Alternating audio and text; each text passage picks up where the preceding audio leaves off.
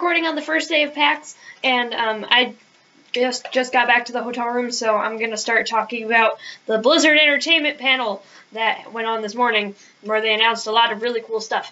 So I have my notes here, and I'm just going to talk about it. So they started talking about Overwatch, and that's Blizzard's first-person shooter. For those of you who weren't at BlizzCon or didn't know about it, I would be one of those people.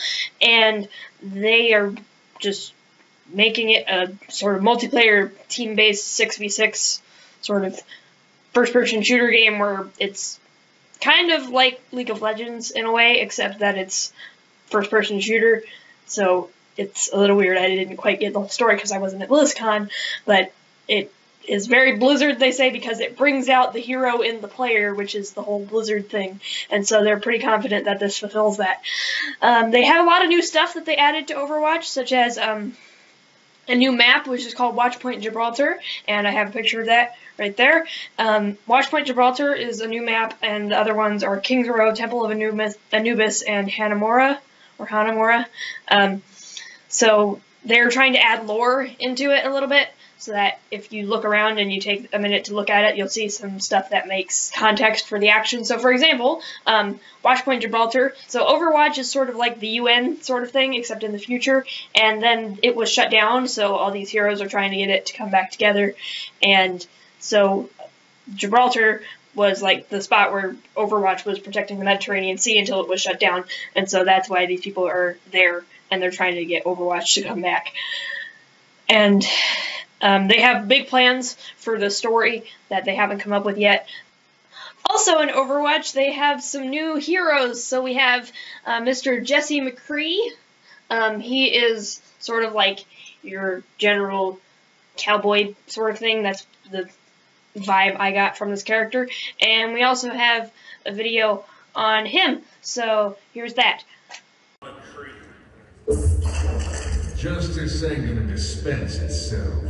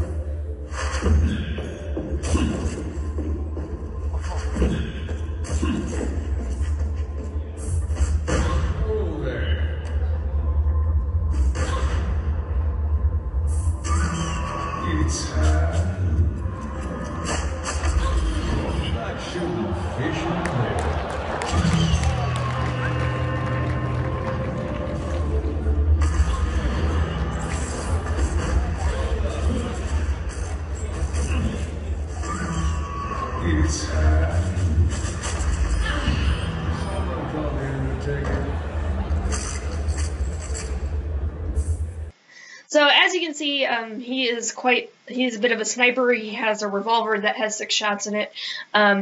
He has this combat roll thing he can do, and he has fun combos for advanced players. His ultimate ability, which is sort of the thing that defines each of your characters that you play in Overwatch, is it's this sort of thing, you saw it in the video, where it slows down and he pinpoints all of the enemies in his line of sight, and if the little dots on them get small enough, then he can kill them all at once, and it's pretty cool. And the developer guy, the director who was at the panel, was saying it's probably pretty overpowered, but once we get into beta, we'll figure it out. So they also announced Miss Alexandra Zarya, who is Russian, I believe, and because the people at Blizzard are all about diversity, and they're trying to make more like racial diversity and diversity of country where you come from, and body types and things like that. And so that's why they made Zarya. She's the first female tank in Overwatch, which means that they sort of run up to people and don't do as much damage, but can take a lot of hits. That's what tank means. And there's a video on her. So here you go.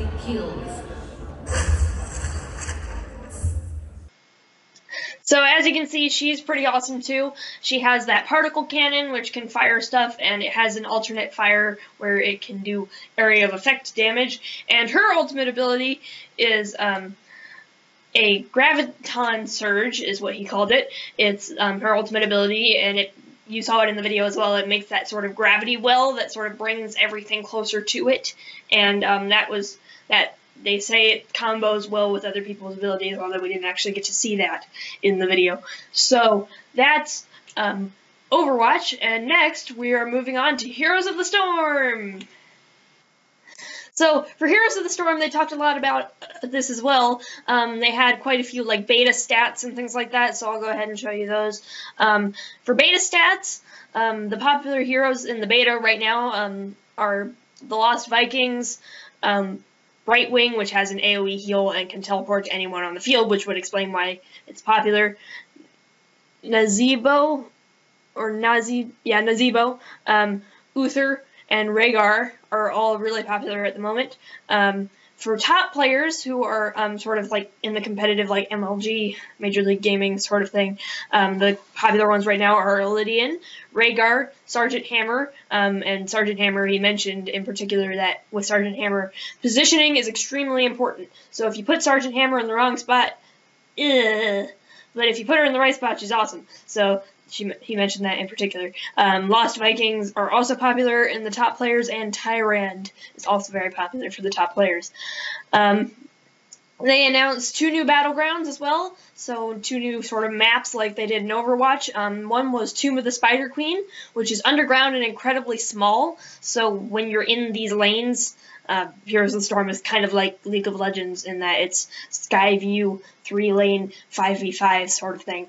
So for these ones, you're almost always in lane because the lanes are right next to each other. So it's like if you were to look at one lane, you could probably see the other 2 lanes from the lane that you're in.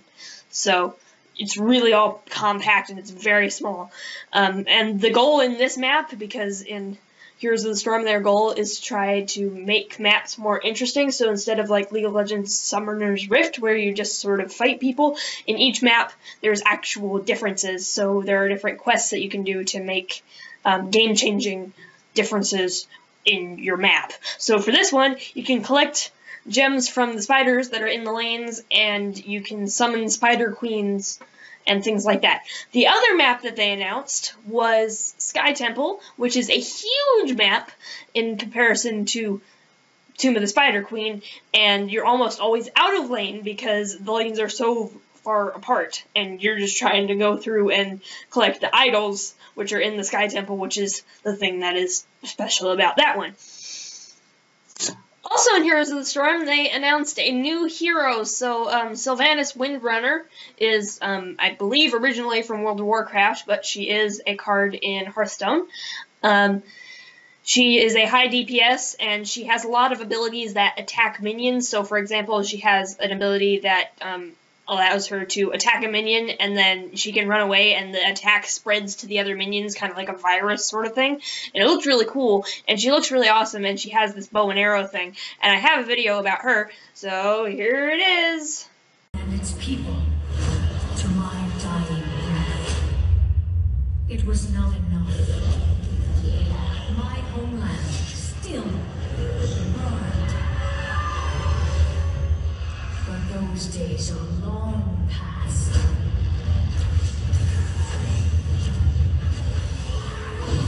And history will not repeat itself. I am Sylvanas Windrunner, Queen of the Forsaken. And if you will not serve me in this life, then you will do so in the next. So yeah, that was Sylvanas Windrunner. Also, when you get to level 10, each hero has an ability that you get to choose from. And you get 2 of them for each hero. For Sylvanas, we have the Wailing Arrow, which is damage and silence, which is really important for characters like Nazebo, who try to summon lots of things and they can't cast spells while they're silenced. So that's really powerful. And the other one allows you to possess mercenaries and minions, which is super cool as well. So the one thing that the guy said about this in particular is don't leave her alone in a lane Otherwise, that lane will be gone in about 5 minutes or less. So yeah, that is our new hero. They also talked about a few adjustments that they're making to Heroes of the Storm. One of them is that they're redoing the UI again, which is apparently a bit weird for the beta testers at the moment, but they're redoing it and they think it's going to be better this time. Now they have a score screen for after the game, which is something they didn't have before and they were really excited about. So they have that. They have the Hero League is something that's already in the game, which is a semi-competitive sort of thing, but now they're adding the Team League, which is sort of like the version of ranked play in League of Legends, where you are on teams of 9 total with 5 main players and 4 alternates, and you can play games extremely competitively and stuff like that. Also, they talked about Play Nice, Play Fair, which is their campaign to try and make Heroes of the Storm as player-friendly as possible, because those of you who play League of Legends know that the community is not very nice. So, in this one, they have coming in the next few patches the ability to mute all of your allies, because in some of the maps, you don't really need to be talking to your allies because it's pretty obvious where you need to be when. So, it's something that they can implement into the game. Another one is in a future patch is clans. So it's sort of like the idea of guilds in other games, like RPGs and stuff like that, where you join a guild that sort of fits your playstyle. So if you're super competitive and you want to be on like a group, like a sort of actual League of Legends sort of thing where people will tell you how to play characters and things like that, if you don't mind that, then you can join a clan that does that. If you want to be like really casual and you don't want people yelling at you for doing stuff wrong and things like that, you can join a clan that's more casual. And I personally thought this was a really good idea, so that's a plus for Heroes of the Storm. Good job, Blizzard. Yay. They're also thinking about adding a rating system, but that's still up in the air at the moment, and they're accepting feedback from players about that. They're adding some new progression stuff. So hero levels from 11 to 20 are being added into the game. Also, talent gating, which is a thing where like you can't access all the talents at once. I believe that's what that's called. They're turning that off at level 30 now, so that's good, because apparently a lot of people didn't like that very much. Also, they're thinking about esports, so there's a thing now called Heroes of the Dorm, which is a collegiate league of people who play Heroes of the Storm, and it's a group of 5 people. The winning team get college tuition, so that's pretty cool. Yeah, so that's Heroes of the Storm, guys. Next, we're going to move on to the little bit that they talked about, StarCraft 2, Legacy of the Void.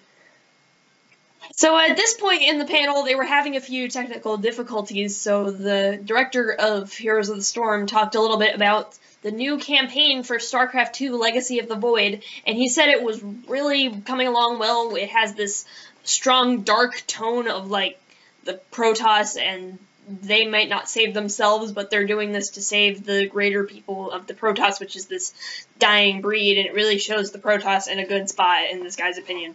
And it's sort of like this big, monumental problem, because in Wings of Liberty, there's this guy named Mengst who's trying to take over stuff, and that's a problem for Raynor, and he's trying to, like, save his girlfriend, Kerrigan, who is kind of stuck trying to control this whole race called the Zerg.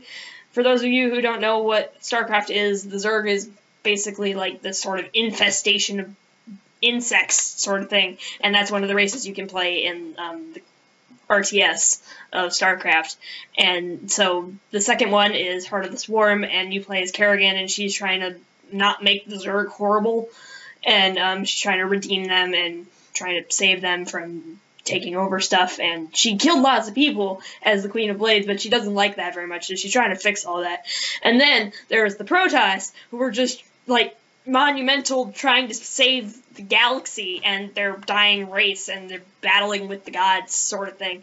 And so he talked about that a little bit, and that sounded really interesting, because I've played a lot of StarCraft 2, or a lot, I say. I've played quite a bit of Wings of Liberty and a few games of the RTS, and I liked playing the Protoss a lot, so that's going to be super fun for those people who get to play that. So definitely check out Legacy of the Void. when it comes out. I don't remember when it's coming out, but it's coming out eventually. So when it does come out, go check out Legacy of the Void, guys. Yeah!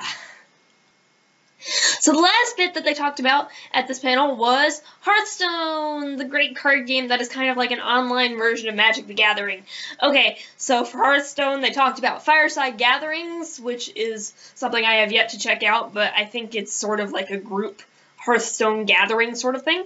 So if you want to go to www.firesidegatherings.com, I believe you can find it there. They're having a new World Championship this year. They had one of those last year. That went really well, so they're having another one this year. They released it on the Android in the past year, so now you can go play Hearthstone on your Android tablets. Yay! So they were talking about a little bit the phone release for Hearthstone. It is coming to like iOS and Android phones.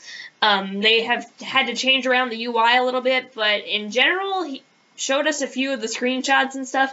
It looks generally the same. So it's still there, and it's going to look really awesome. I looked at all the screenshots and stuff, and it looks like it's going to actually port to phone really well, and apparently the alpha is going brilliantly, and the people at Blizzard are just like, yeah, I thought I wouldn't play it too much, but actually I'm playing it a lot more than I imagined. So that's there. It's going to come out in a few months. Apparently, in the next few months, it's going to be on iOS and Android. Okay.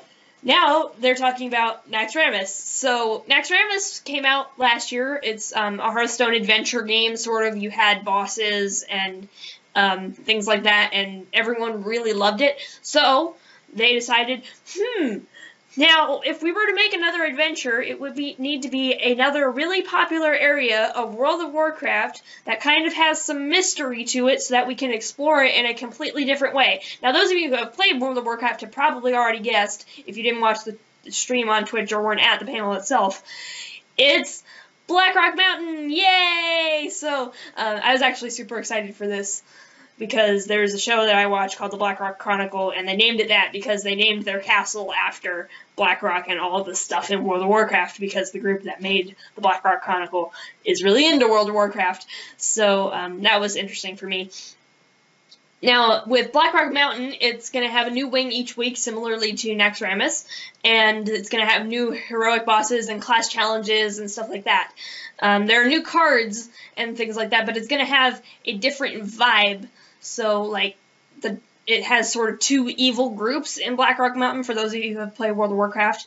You have the Dark Iron Dwarves, who were like, hey, we're going to mine stuff, and we're going to summon a fire demon to help us, and it's going to be great. Not so much, because Ragnaros was just like, hey, I'm going to take over the world, and so he took over all the Dark Iron Dwarves, and was telling them what to do, and then he invited all of his fire buddies to come help him. So, that's the lower part of Blackrock Mountain, and then in the upper part of Blackrock Mountain we have the Great Dragon Nefarian, and both of these groups want to take over the world, so we have dragons, and we have dwarves, and fire elementals, and things like that. So, actually Ragnaros is already a card in Hearthstone, but his buddies are coming to be in this portion of the game. So, we have 17 bosses total in this new adventure, and it's going to have 5 wings.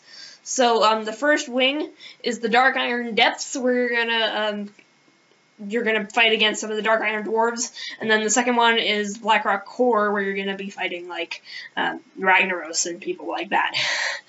So they also talked about some of the new cards that are gonna come out with this adventure. There are 31 new cards, and we have sort of 2 areas, like we had 2 sort of villains. They have cards that fall under each of those categories too. So we had the Dark Iron Dwarves. So the first card that he mentioned that came with that was the Dark Iron Skulker, which is it's a rogue card, and it's sort of like extreme backstab. So for those of you who have played Hearthstone, the backstab is great, but what if you could do it to every minion at once, all of them? On the field, like, all your enemy minions, just backstab all of them. Wouldn't that be fantastic? Well, now you can, because there's a card for it that's going to come with the new adventure. Okay, also, the other Dark Iron Dwarf one they mentioned was the Grim Patron, which is an interesting card. I actually really like this one. Grim Patron, whenever he survives damage, you summon another Grim Patron. So you can, like, you want a rush deck, just slam one down and just buff it, because if it survives damage, you make another one. So you can just, like, overrun the board with these, like, I think they're 3/4, so 3 attack and 4 health. I think that's what it is. Not entirely sure about that, but that's there, and it's a pretty hefty card, so it's not like it's going to go down immediately and that it'd be really hard to use. So the other bit that they mentioned was, for new cards, was the Rise of the Dragons. They had a few of these. One of them was the Blackwing Technician. So, dragon, if you have a dragon in your hand, then it gains +1/+1, but the trick with that is that if it gains +1/+1, then your opponent knows that you have a dragon in your hand. So that's a bit of a balancing act there. So that's a thing that's there. Another one is the Hungry Dragon. So it summons a random 1-cost minion for your opponent. So that's a thing that happens. So you think you can deal with it, but you don't know what card it's going to summon. It can be any card. I'm pretty sure he didn't say it had to be in your opponent's deck. It was just a random 1-cost card. So you have to look at all the 1-cost cards when you build the deck with the Hungry Dragon in it and make sure, with the deck that I have, can I take care of this card? No, that I can't use the Hungry Dragon, or I have to move my deck somehow so that it works that way. And then the other one, for those of you who play World of Warcraft, this name will be recognizable to you. Rend Blackhand. He is in charge of the Blackrock Orcs, and he apparently rides a dragon, although I haven't played World of Warcraft, so this is all of knowledge that I've gotten from other people. So basically, when you play him on the field, if your opponent has a legendary and you have a dragon in your hand, your opponent can go say bye to that legendary because he gets to destroy it. It's pretty awesome, actually. I wouldn't be surprised if they had to make that not as powerful later, because that is a severe game changer. So if your opponent plays like some really strong legendary, and then you have like a dragon like Alexstrasza or something in your hand, and then you play Rend Blackhand, and then your legendary is just gone. So have fun. Yeah, it's pretty cool. So Blackrock is coming next month, so we'll get to be ready for that, and I'm super excited because I really like the idea of having a dragon deck. I just think that sounds awesome, and I know quite a few people, like YouTubers, who would be interested in this because there's a group of YouTubers that I watch has been playing a lot of Hearthstone, and so I think they'll enjoy that. So yeah, that's it for the Blizzard panel. I'm going to be writing up my notes for the games I've been reviewing at the Indie Showcase, and I'm going to make videos on those. But for now, that's it. So I will see you all for my next video. Bye!